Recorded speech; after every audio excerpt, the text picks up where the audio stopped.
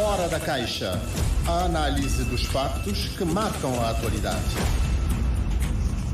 As quintas-feiras é com muito gosto que recebemos Madalena Neves nesta Fora da Caixa. Madalena, há duas notícias que eu diria são recentes e em relação às quais ia pedir um comentário breve. Uma primeira tem que ver com a preparação de uma mega campanha de limpeza e de sensibilização contra a dengue. Esta decisão saiu ontem de uma reunião da Comissão Municipal de Saúde. Nesta altura, o município da Praia tem 12 casos confirmados de dengue e 27 casos que ainda são suspeitos. Pergunto-lhe se esta iniciativa de praticamente fechar o município no dia 1 de dezembro para esta campanha de limpeza se justifica, se faz sentido. Bom dia, Carlos. Bom dia, Adão. Cumprimento também todos os rádio-ouvintes e dizer que é importante que a sociedade se mobilize, as instituições, para se poder cortar estes sinais logo de início. Já há casos e os números estão a aumentar, particularmente aqui na Praia e também no Fogo, em São Filipe, e é importante esta mobilização. Também fundamental é que se possa fazer passar a mensagem, que as pessoas participem e que cada um faça a sua parte, na sua casa, à volta da sua casa, e que se possa interromper este ciclo de transmissão, porque o país já experimentou epidemias no passado. Temos recente, ainda presente em nós todos a Covid, mas a dengue, os surtos de dengue que tivemos, o impacto nas famílias, na economia e na vida de todos. Portanto, penso que é uma iniciativa louvável e esse apelo para que todos participem é importante.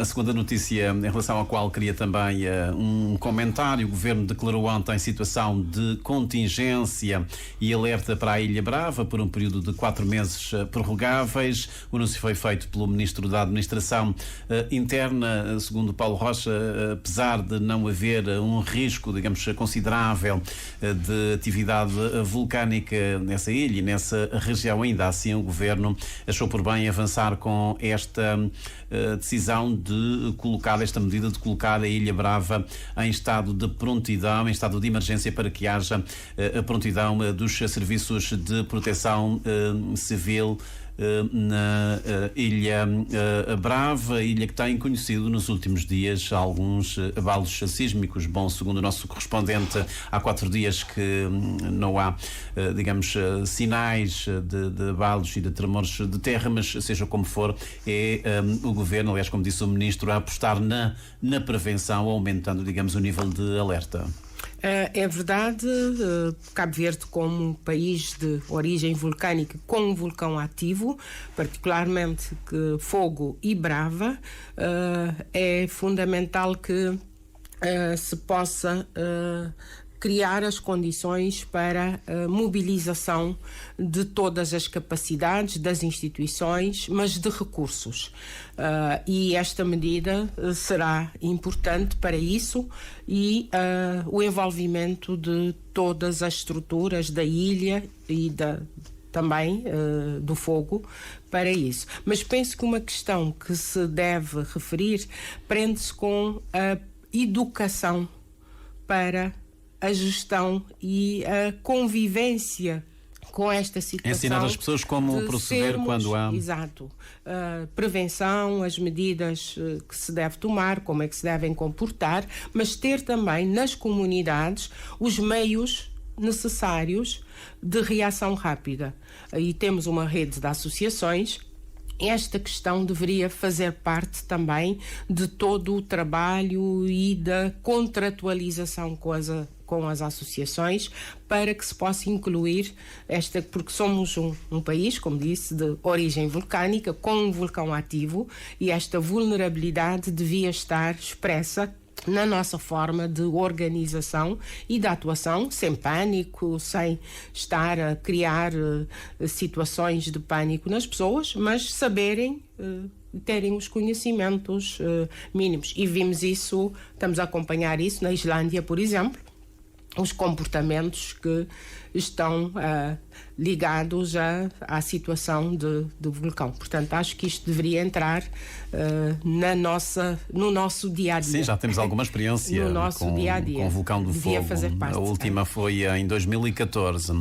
Bom, vamos então para a greve dos professores. Termina hoje a greve de 48 horas dos professores, apesar de os sindicatos não estarem a avançar com os números de adesão. Os órgãos de comunicação social têm dado conta de um cenário de concentração dos professores em frente aos estabelecimentos de ensino, vestidos de preto, empunhando cartazes onde sobressai a palavra basta. Os professores dizem que estão cansados, prometem elevar a luta para outros patamares, com mais manifestações, inclusive congelamento de notas.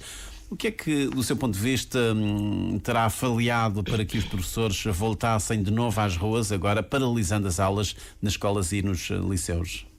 Acho que a situação laboral, sociolaboral, está a emitir sinais preocupantes e que devem ser analisados, escrutinados para se poder trabalhar na sua correção. Eu destacaria alguns aspectos. Um primeiro aspecto, a comunicação. Vemos que há mensagens contraditórias de se dizer que se negociou, que se esteve aberto para a negociação, mas depois a mensagem final é de ruptura, praticamente. A mensagem do Sr. Ministro de Educação a dizer nós não podemos aceitar isto, e dos sindicatos nós não vamos parar. Portanto, há aqui de facto já um confronto e isto não é bom nem para o clima laboral, nem para o setor da educação, que é fundamental para Cabo Verde, se tivermos em conta o número de professores envolvidos. Portanto, são mais de 7.000 trabalhadores da administração pública, o impacto sobre os alunos, as famílias e todo o clima que se gera à volta. É um processo que nós ouvimos há dias o presidente do SINDEP a dizer, inclusive, que podem avançar para uma modalidade de greve quase que intermitente, ou seja, agora há greve, depois as aulas, depois daqui a pouco a greve, amanhã é greve. Portanto, isso parece-me que seria insustentável. Nós temos presenciado, nós temos acompanhado o que se passa em Portugal com um stop e não é nada fácil. Pois, já ia dizer isso. Falamos acho que no programa anterior ou num dos programas sobre as modas e como é que Cabo Verde reage. Mas essa questão dos professores, como dizia, é uma questão que se vem arrastando. Assistimos às manifestações e nessa altura os sindicatos disseram, e os professores também, as declarações que fizeram é que essa luta era para continuar. Não entendemos porquê da interrupção das negociações nessa altura, para se retomar em cima do anúncio da greve. Portanto, se há problemas, deveriam ter tido continuidade, as discussões, as negociações, para se construir uma solução aceitável para todas as partes. A questão que se coloca também prende-se com aquilo que eu disse das mensagens e da comunicação. Do lado do governo está-se a passar a ideia de que as questões já têm solução. Têm solução no quadro de um estatuto do pessoal docente que vai ser alterado, portanto ainda não foi. Há esta promessa e está permanente em todas as negociações e fala-se do plano de cargos, de carreiras, e funções carreiras, funções e remunerações, mas aquilo que se apreende da comunicação social é que é desconhecido, pelo menos dos sindicatos e dos professores. Portanto, se há esse instrumento que pode servir para resolver um problema em conjunto com o estatuto do pessoal docente, porque é que os professores não o conhecem? Como é que se está a tomar decisão tão profunda de alteração e os principais interessados não conhecem esse instrumento. E ontem mesmo, enquanto decorria a greve, o Ministro da Educação chamou a imprensa para dizer que o pedido de aumento de 36,6% dos salários dos professores é absolutamente incomportável e devastador para a economia nacional. Amadeu Cruz sublinhou que não há nenhum país e governo que aguente este aumento.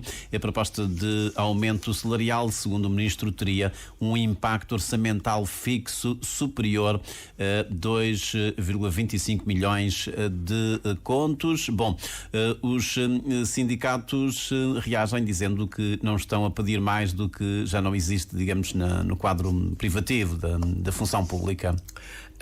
É a questão do tempo de negociação. Quando se vem tentar concluir um processo negocial em cima da aprovação do orçamento, as possibilidades de se conseguir construir uma solução são limitadas, são muito reduzidas. Mas eu penso que isolar a questão dos salários também é uma abordagem errada, porque as reivindicações dos professores são muito abrangentes. E, segundo as declarações, esse processo vem-se arrastando há muito tempo, já abordamos isto aqui no período da manifestação, e parece que há algumas respostas, mas não há um quadro global de solução. Portanto, 36% de aumento, assim, de um orçamento para o outro, o impacto financeiro é grande. Mas se o processo tivesse sido analisado com tempo, para se negociar, para se ter um quadro temporal de realização, eventualmente teria sido possível chegar a um consenso, sem ser uma promessa, para ser um compromisso efetivo, porque aquilo que os professores dizem é que estão cansados de promessas, e ouvimos várias declarações de várias ilhas, e de facto há um descontentamento que está generalizado. Mas o Governo não podia dar aqui algum sinal de boa vontade? Claro que não tem condições para avançar de uma sentada com 36%, mas vá lá, pode avançar com um sinal, 5%, sei lá. Não sei se... É o que eu digo, vão-se fazendo anúncios. Ouvimos, por exemplo, o Ministro das Finanças, o Vice-Primeiro-Ministro, a dizer que há 100 mil contos, agora há mais 200 mil, e, portanto, fica a ideia de que o processo de decisão não é preparado convenientemente e, sob pressão, vai-se tentar resolver esta ou aquela situação para acalmar e interromper a greve e as manifestações. Outro aspecto que eu gostaria de referir... Bom, já agora, já vai continuar. Ainda ontem nós ouvimos uma deputada do MPD, a deputada Isa Gandira, que a acusar o PCV de estar por detrás da greve dos professores. Esse tipo de declarações... Era isso que eu ia dizer, pegar neste aspecto e dizer que é um elemento de receio e de fraqueza. Se a situação acusa um partido da oposição de estar por trás de uma greve, mas os sindicatos já disseram que não, têm autonomia, organizam as suas manifestações e as suas posições de forma autónoma, mas se o partido que sustenta o governo tem necessidade de encontrar responsáveis, e particularmente num partido da oposição, está a emitir sinais de fraqueza. Quer dizer que não consegue dialogar com os atores sociais para fazer passar a sua mensagem, e a oposição está a ter melhor canal de comunicação. Mas isso é curioso, até que noutras paragens, Portugal, que é aqui perto e que nós seguimos a realidade, os partidos da oposição associam-se às manifestações. Participam nas manifestações. Nós vemos os líderes até à frente, às vezes, das manifestações. Porque são questões que fazem parte da agenda política desses partidos. E assumem isso frontalmente, sem nenhum problema. Mas a leitura política, para mim, é essa. Não são só os professores que estão em greve, também os profissionais, os trabalhadores do INIDA, do Instituto Nacional de Investigação e Desenvolvimento Agrário, entraram ou entram hoje no segundo dia de greve. Em causa está a não publicação do plano de cargos, carreiras e salários. Já havia um acordo, segundo esses sindicatos, nesse sentido. É que, ao que parece, esse documento encerra um compromisso de atualização dos salários desses colaboradores. Portanto, adensa-se aqui esse clima laboral de manifestações e de greves. É verdade, e vamos tendo estas manifestações de forma pontual. Resolve-se aqui, surge outro problema ali. Resolve-se neste departamento. Há outro grupo que surge a Ministra da Saúde é que terá saído bem, não é? Conseguiu-se uma negociação. Acordo. Os sindicatos disseram que aceitaram. Há um calendário, mas aquilo que dizem é: esperamos que se cumpra, que desta vez se cumpra, e há estas reivindicações. Portanto, o clima laboral, os sinais de descontentamento estão a aumentar e Cabo Verde tem que gerir de forma cuidadosa estes aspectos, porque a nossa fragilidade é grande e não aguentamos movimentos sociais duradouros e com impacto na sociedade. Quanto ao INIDA, é um processo que vem de longe. Portanto, falaram em atualização 2003. 2003 eu era Ministra da Agricultura. Portanto, eu saí do Ministério desde 2008 e ainda está-se com essa atualização que foi feita em 2003. Portanto, os processos que se arrastam e que não têm conclusão. Portanto, é preciso analisar as Dizem que estão à decisões. espera do PCCS desde 2015.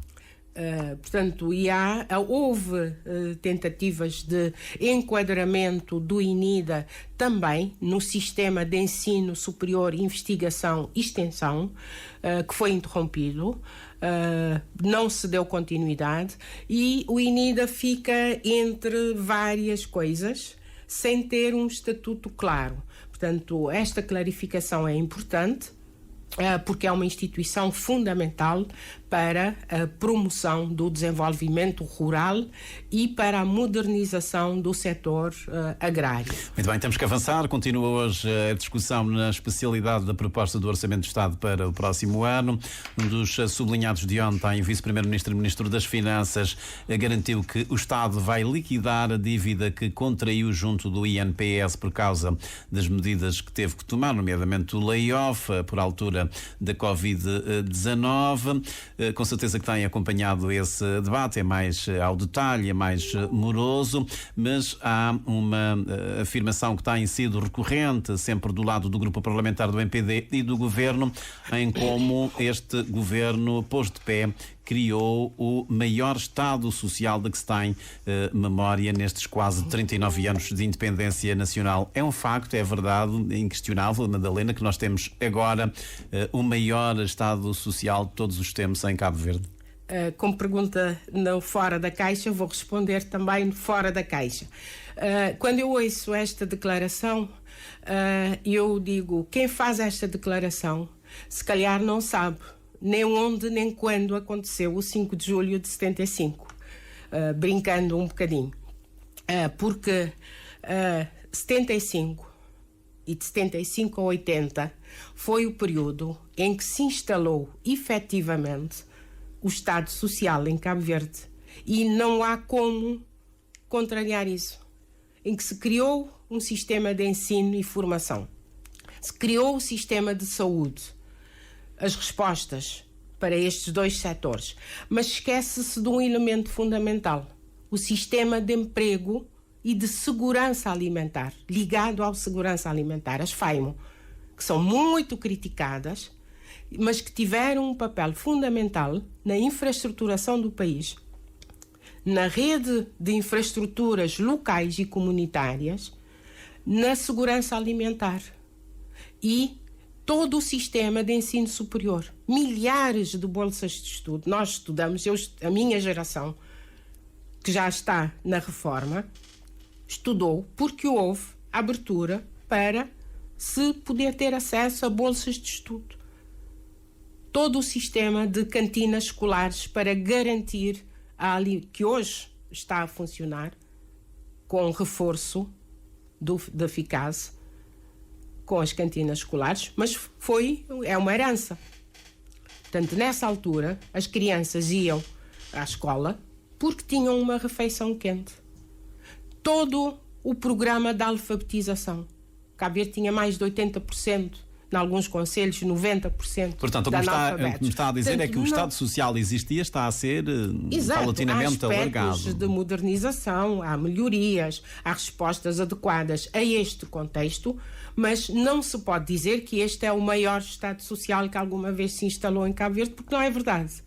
Portanto, como eu digo, só quem não sabe onde e quando aconteceu o 5 de julho é que faz esta afirmação.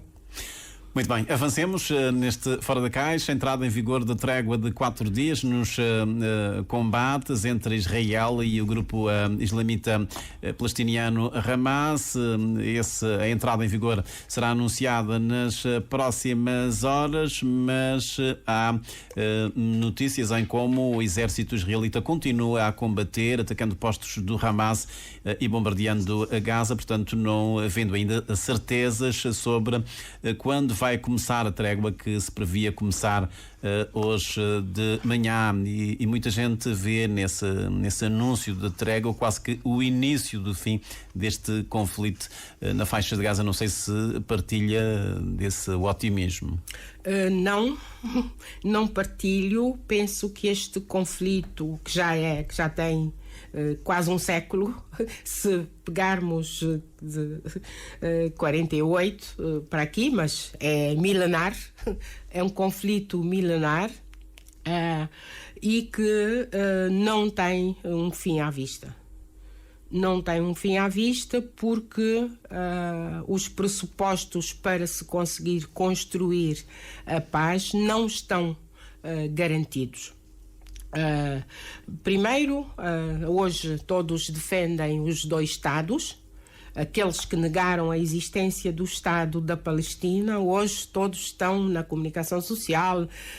Israel e Gaza transformaram-se em sala de visita do mundo para se fazer anúncios de que estão todos de acordo na criação do Estado da Palestina e que a solução é a criação dos dois Estados. São os mesmos que negaram a criação do Estado da Palestina. Mas também a própria abordagem da questão do conflito, que se faz como se fosse um direito internacional dizimar uma população. E está-se a dizimar uma população. Mas a ideia dessa trégua é importante. A trégua é importante a troca de reféns por prisioneiros. Não só a troca de reféns, mas criar condições para que a ajuda humanitária possa entrar em Gaza, garantir a sobrevivência de quase 2 milhões de pessoas que estão nas ruas. Portanto, há 2 milhões de pessoas que foram atiradas para as ruas, não têm para onde ir. São cercados por um muro, não têm para onde ir, estão nas ruas e estão a ser atacados a norte, no centro e no sul. Portanto, mandam-se as pessoas para as ruas e depois são atacadas. Mas há um elemento que eu penso que não tem sido referido, que é a morte de crianças e de mulheres em idade fértil. Este é que é o verdadeiro crime, porque está-se a quebrar a possibilidade de crescimento da população palestiniana. Está a ser feito é um objetivo. Uma espécie de limpeza étnica, neste caso. Tem que se perguntar se é o objetivo. É quebrar a possibilidade de crescimento futuro da população palestiniana. Porque quando morrem 7.000 crianças, milhares de mulheres em idade fértil, o crescimento da demografia deste povo fica em causa, claro. Vai estar em causa. Muito e bem. é o que diz o secretário-geral das Nações Unidas, é um genocídio. E estamos a assistir a isso, as televisões mostram, parece que há uma impotência generalizada. Mas, para mim, a guerra não vai terminar, o conflito não vai terminar, porque as verdadeiras causas do conflito não estão a ser atacadas frontalmente. Vamos ter a oportunidade de voltar então a este tema. Na terça-feira, perguntei ao analista José António das Reis se o administrador Carlos Reis, que foi ouvido em audição parlamentar, se tem condições para continuar no Conselho da Administração. Bom, disse que as verdades têm que ser, o que ele disse tem que ser debatido. Não sei qual é que é a sua opinião em relação a esse caso. Carlos, eu penso que para uma matéria ou um órgão que tem a palavra como instrumento de trabalho, deve-se ter cuidado com o tom, a forma e o conteúdo. E acho que o administrador pecou nos 3 aspectos. Pecou no tom que utilizou, pecou na forma também, porque está perante uma comissão do Parlamento, a forma como apresentou a questão, e no conteúdo que, para mim, foi efetivamente de desrespeito para com uma classe, foi generalizada. E se formos analisar até ao fundo, poderemos até, associando isso a uma música que fazia chorar as minhas filhas quando eram crianças, poderemos até encontrar laivos de regionalismo. Portanto, não vamos até esse ponto, mas pode-se encontrar. Pega, meta dentro do saco, é uma música que fazia chorar crianças. Portanto, acho que esta questão deve ser analisada a fundo para se poder tirar todas as ilações. Mas eu acho que foi uma postura... E se ele for reconduzido? Eu não posso decidir sobre isso, mas acho que se deve analisar muito bem, porque quando se exerce uma função de administrador de um órgão, a postura deve... Aqui é caso para se dizer, o César não tem apenas que aparecer, tem que provar de que facto, de que é e que está à altura de exercer a função. E nós fomos até ao ponto, aliás, o administrador chegou ao ponto de chamar desequilibrado um colaborador, um jornalista. Bom, eu já disse, o tom, a forma e o conteúdo pecaram globalmente, e é preciso que se tenha isso em conta, porque estamos a falar de um órgão que utiliza a palavra como instrumento de trabalho. E, portanto, aqui todos os cuidados são necessários. Muito bem, Madalena Neves, obrigado por ter vindo aqui ao Fora da Caixa, edição para